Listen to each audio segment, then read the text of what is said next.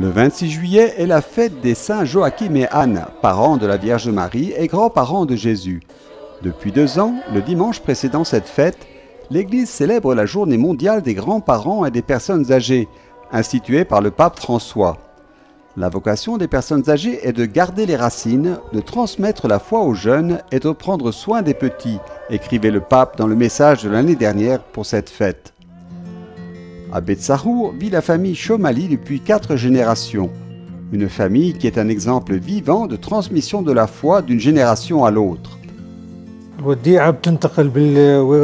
La foi se transmet comme un héritage. Mes petits-enfants me voient aller à la messe tous les dimanches.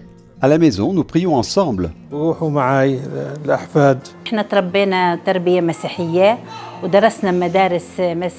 J'ai étudié dans des écoles catholiques, j'ai reçu une éducation chrétienne.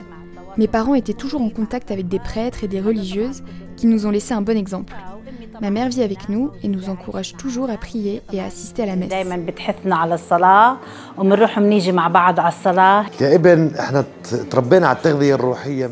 Enfants, nous avons grandi spirituellement grâce à nos parents. La foi se transmet tout d'abord comme un héritage culturel. Lorsque nous avons approfondi notre foi, nous sommes devenus chrétiens de manière plus consciente.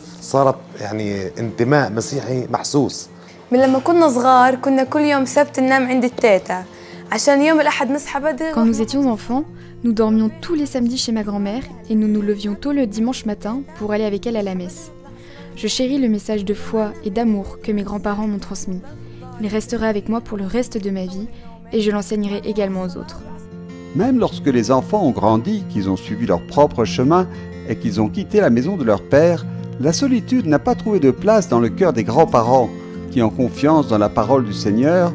Voici, je suis avec vous tous les jours jusqu'à la fin du monde.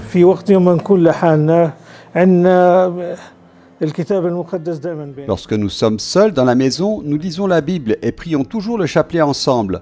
Nous allumons des bougies et de l'encens. Dieu est toujours avec nous, même lorsque nous sommes seuls. Pendant de nombreuses années, chaque dimanche, nous déjeunions à la maison avec toute ma famille.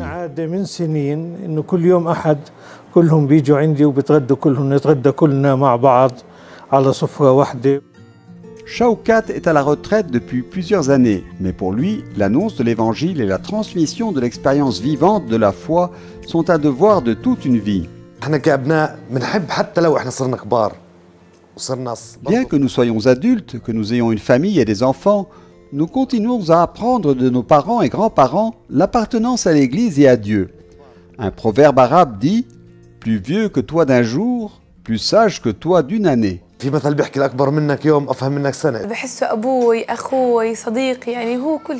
Mon grand-père est mon père, mon frère et mon ami. Il m'a appris beaucoup de choses depuis que je suis enfant.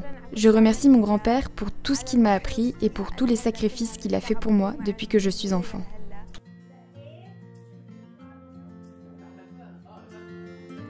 La Bible recommande de prendre soin des pères et des grands-pères. Jésus lui-même sur la croix a confié au disciple Jean le soin de s'occuper de sa mère.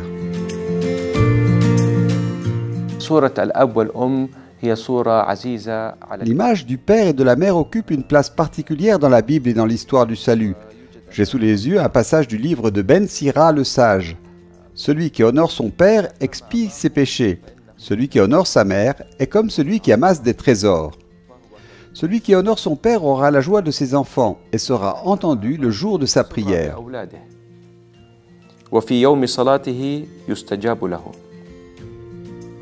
Le père Aïssa a également raconté que le petit-fils de l'auteur du livre de Ben Sira le sage a traduit le livre de son grand-père de l'hébreu au grec. Un bel exemple de transmission de la foi de génération en génération.